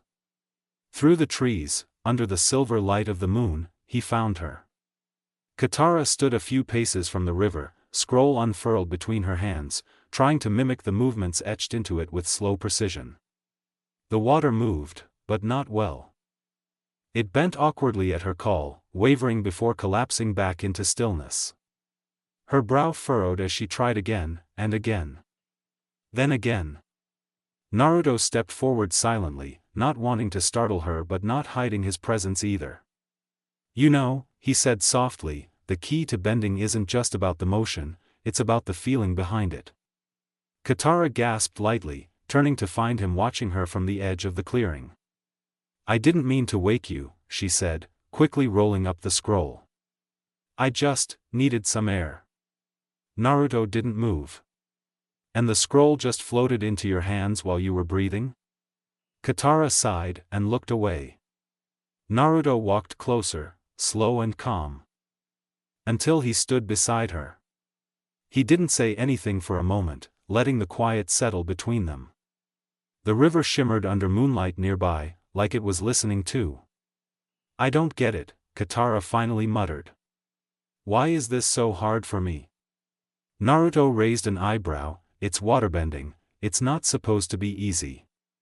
"I know," she snapped, then winced at herself. She took a breath. "It's just, Aang picks everything up so fast. I taught him basic forms that took me months to figure out. And now this." She held up the scroll. "He glances at it and bam, perfect whip, I can't even get a ripple right." Her voice cracked slightly on the last word. "I thought I was special," she said softly. "The last water bender in the southern pole, so I had to learn fast, forced myself to. I thought I was, I don't know, important. But what if I've already hit my limit?" Naruto looked down at her, eyes soft, not with pity, but with understanding. "You haven't hit anything," he said. "You're just pushing into a part of yourself you haven't used before. That's what growth feels like, frustrating, heavy, sometimes lonely. She kept her eyes on the river. I trained myself, she whispered. All alone. No teacher, no scrolls, just watching water move and trying to copy it. When Aang showed up, I thought, maybe I could finally grow faster. But instead, I feel like I'm falling behind. Because he's the Avatar. Katara nodded, exactly. Naruto tilted his head. Do you think Aang's proud of how fast he learns? She blinked, what? Do you think he enjoys it, picking everything up easily while you struggle?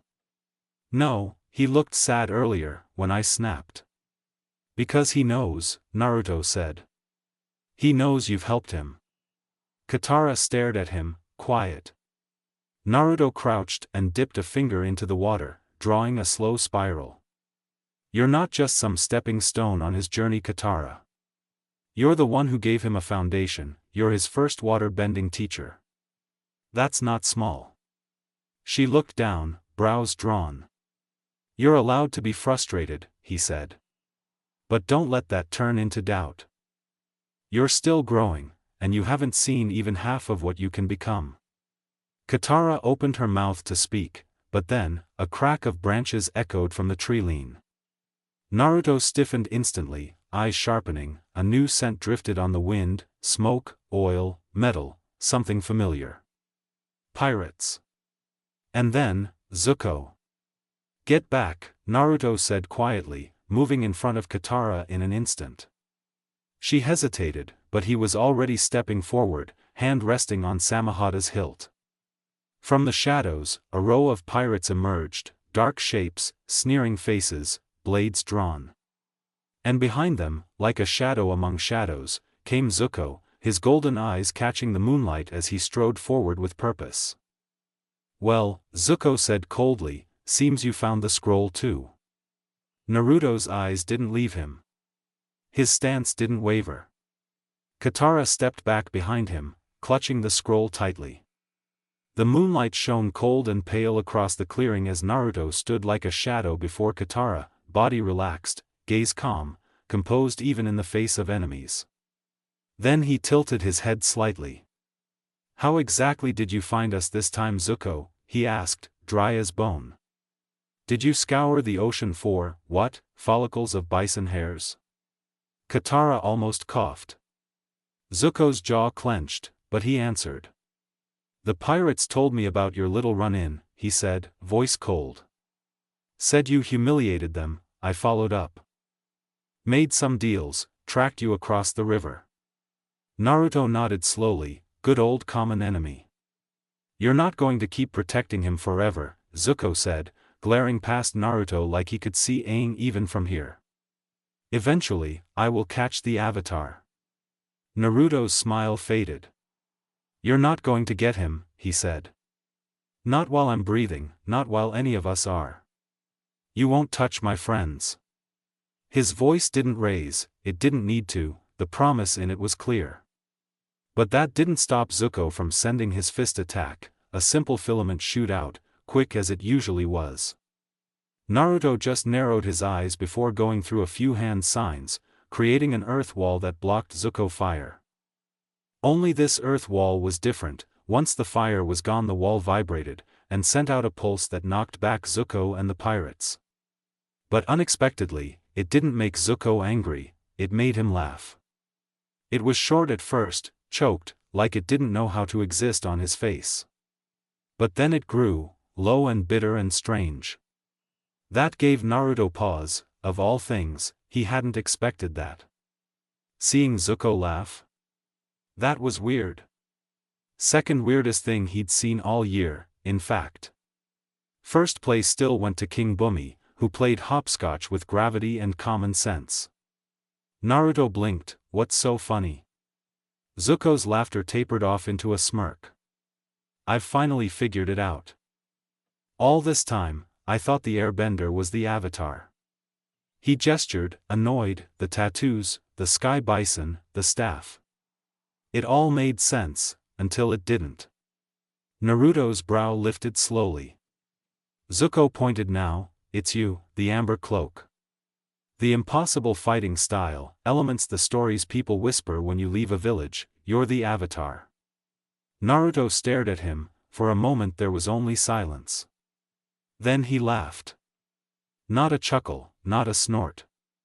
A full-blown wheeze, loud enough that a squirrel up in the trees dropped its nut and ran. Oh spirits, Naruto gasped. You're so wrong it hurts. Like, 6 different directions of wrong. Zuko's eye twitched again. His temper flared. Don't mock me. Naruto wiped a tear from his eye, catching his breath. You seriously think I'm the avatar? You've been seen bending multiple elements, Zuko growled. Earth, fire, water, the airbender hasn't bent anything but air. So unless that was just an elaborate puppet show, Aang, Naruto cut in, voice firm now, is the avatar. He's just started waterbending, and he's doing great. More than I can say for your obsession with chasing children. Zuko took a step forward, liar. Naruto's eye narrowed. You want to know why you're always behind us, Zuko, he said, reaching back slowly toward Samahata. Because you're too busy chasing the wrong goal. And now you're trying to grab the wrong guy. Zuko's hands clenched. I don't care, if you won't admit it, then I'll drag you back myself. Then he charged. Naruto stepped forward, cool and silent, hand dropping to his side, and in one fluid movement, the blade was in his grasp. Samahata's scales rippled with chakra as Naruto moved to meet Zuko head-on. Behind him, Katara readied herself, watching Naruto's back, eyes wide. The pirates surged from the trees behind Zuko, steel flashing in the moonlight. Naruto's stance didn't shift. Stay behind me, he muttered. Then he struck. The clearing erupted into chaos. Naruto met Zuko's charge with a sidestep, his footwork light, fluid. The air cracked as their fists collided, Naruto's block catching Zuko's punch mid-swing. Sparks of fire burst from Zuko's knuckles, licking at Naruto's sleeves, but the blonde barely flinched. Instead, he countered with a sweeping low kick that Zuko jumped over, twisting in mid-air and blasting a torrent of flame downward. Naruto flipped back once, skidding across the grass as his sandals dug in. Someone's been practicing, he muttered, dusting ash from his arm. Zuko didn't reply, he just charged again, jabbing forward with precise bursts of flame. Naruto weaved around them, his body shifting effortlessly between strikes, parrying Zuko's elbow with his forearm and slipping inside his guard. They exchanged blows in a rhythm they'd fallen into many times before, Naruto's jabs and kicks honed, unpredictable, Zuko's fire-enhanced attacks sharp and explosive. It was a blur of orange and red against blue and black. Every time Zuko tried to create distance, Naruto closed the gap again, pushing the fight back into close quarters where jutsu didn't matter, only instinct and grit.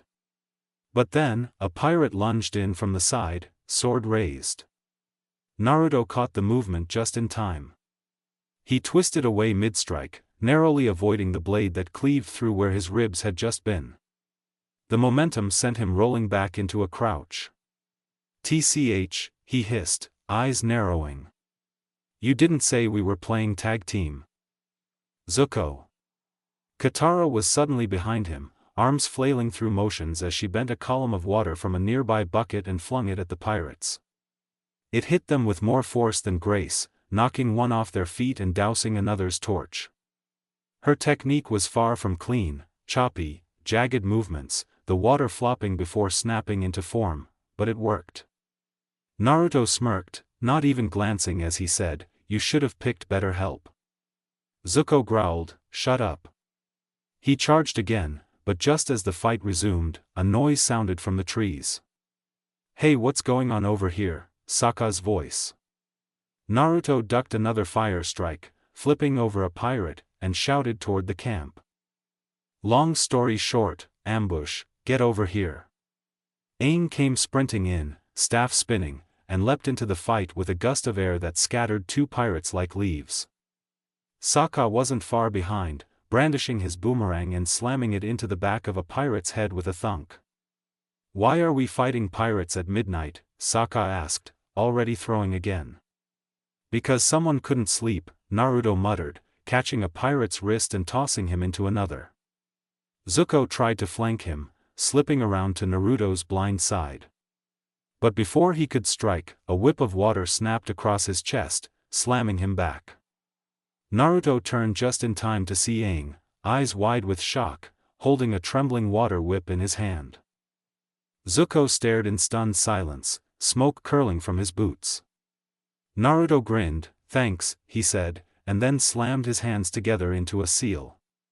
He leapt into the air above them all. "Great impact," he shouted, his chakra surging. He drove his fist into the ground. The earth cracked beneath the force, boom, a concussive shockwave erupted outward, rippling through the clearing like a small earthquake. The pirates were thrown back in all directions. Zuko staggered, losing his footing completely as dust and debris burst into the sky. When it cleared, the pirates lay groaning in the dirt. Zuko was still conscious, but dazed, his hair singed, breath ragged. Naruto landed quietly, dusting off his hands. "Okay," he said, turning to the others. "Now we leave." No one argued. Katara took off first, with Sokka and Aang close behind. Naruto was the last to go, casting one last look over his shoulder at Zuko, who was struggling to his knees. Their eyes met. No words passed between them. Naruto simply turned, and vanished into the dark. The sky above was streaked with faint stars and the orange-pink remnants of a setting sun. Appa let out a deep breath, curled near the campfire, already dozing. The others were winding down, Aang quietly checking Momo for any leftover bumps from the water whip accident, Sokka still half complaining about the pirate scroll fiasco while fiddling with his boomerang. Naruto sat on the edge of Appa's saddle, cloak hanging loosely around him, staring out into the calm forest beyond the clearing. Katara climbed up beside him quietly, holding a small blanket wrapped around her shoulders. She didn't say anything at first, just sat beside him with her knees pulled up. After a while, she looked over and spoke. "Hey, thanks." Naruto glanced her way, a brow raised. "For what?"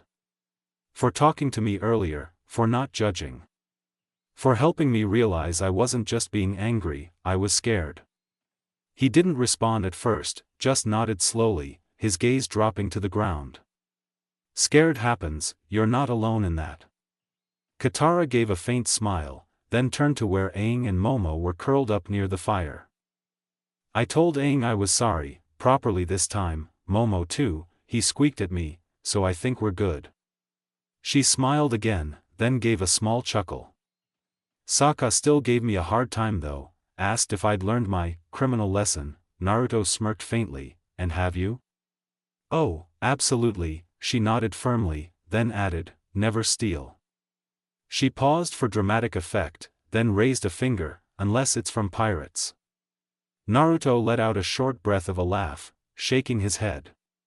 Spoken like a true, high-risk trader, Katara elbowed him gently, then let the quiet settle again. After a beat, she spoke more softly. "See, I meant what I said after we left Roka's temple too, if you ever need to talk about anything. We're here." She looked sideways at him. "I know you like to carry a lot on your own, but you don't have to." Naruto didn't look at her right away. His eyes stayed on the horizon, as if the answer might be out there somewhere. Finally, he gave a small, thoughtful nod. "Yeah, I know." Katara leaned against the saddle rim, watching the firelight flicker across his face, and said nothing more. They didn't need to. The silence was peaceful this time, understanding, not avoidance. And for the first time in a long while, Naruto let it stay that way. That's it for today. I hope you liked the video. Please like and subscribe, and comment ideas if you can, and maybe you could share this with your friends, because you never know, they might like what ifs too. So without further ado, all Kage, out.